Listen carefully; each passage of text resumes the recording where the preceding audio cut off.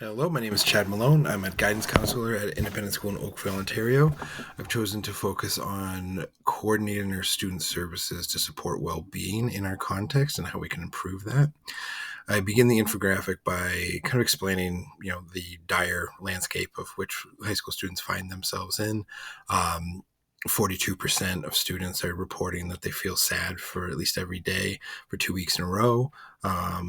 Young women in high school, there's a significant uptick in those reporting who really feel persistent sadness, up 21% from 10 years ago in 2011, from 2021.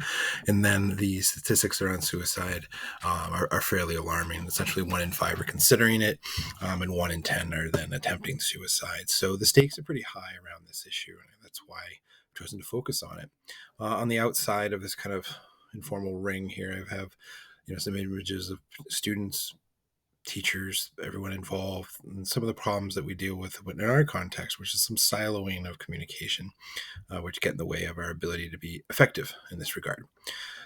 I give a global context here, and that kind of mirrors my context in which I work. And the World Health Organization is essentially saying that there's consensus around that there's a crisis here, but there's a limited consensus on how to develop and apply strategic evidence-based responses to the well-being. And so we're a bit uncoordinated in that regard. And on a micro level, in my own context, that is the same situation, in which there's a lot of well-intentioned. I'm fortunate enough to have plenty of resources in that regard, but it still feels like we're not meeting the needs of students.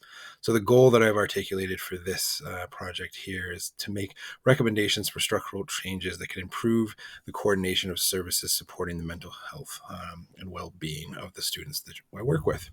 Quick overview of what it looks like in our context. We actually have a student well-being department in which I work. I'm a guidance counselor there. I work with school counselors. And we're on the kind of student support end of things. Positive education department and the coordinator there, they work with the teachers and advisors to embed positive psychology principles into the curriculum, into kind of our way of existence at the school. And then also as a boarding school, we do have a health clinic on campus, which is a luxury for sure. We have medical staff and external services, but the problem is we're not always coordinated particularly well, and then there's lapses in communication, and we're siloed, as I said before. So one of the goals here was to kind of establish a working plan this year to affect some change in this regard, and so using the collaborative inquiry process, or kind of a modification of it in some regard. I outlined some goals and some steps that we could take here. So first, I think, is what I did this year or this past year, which is to observe, reflect, and really build community by building relationships, getting to understand the various players within my organization, but also most importantly, the students, and hear their needs.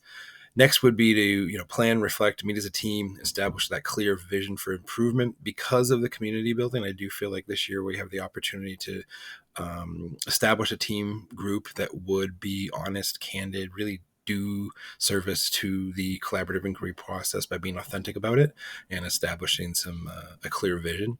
Next would be developing the action plan.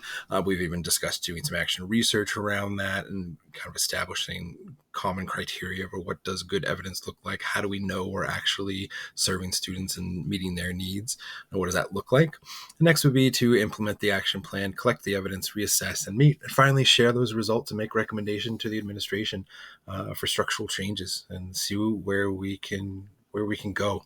Stakes are high on this issue, so we want to make sure we get it right. So here's a final look at hopefully you can see the whole infographic, and I thank you for listening to me.